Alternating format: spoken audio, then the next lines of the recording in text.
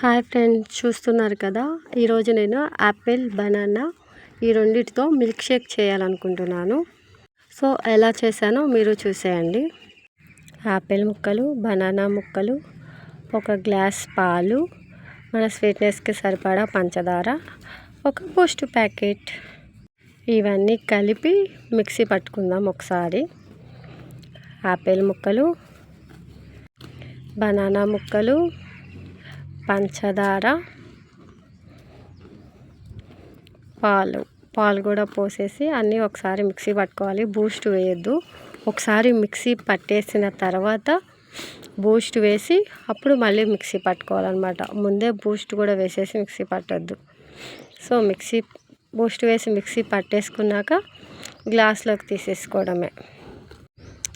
గ్యాస్లోకి తీసుకుని మళ్ళీ లైట్గా పైనుంచి బూస్ట్ వేసుకోవాలి. అలా వేసుకుంటే చూడడానికి బాగుంటుంది.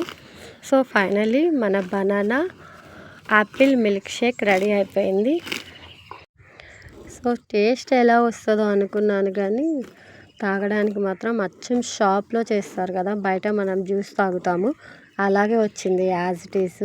నేనైతే ఇలా జ్యూస్ చేయడం అంటే అన్ని జ్యూస్లు చేస్తాను, కానీ ఇలా అరటికాయని యాపిల్ని కలిపి జ్యూస్ చేయడం ఫస్ట్ టైం అనమాట.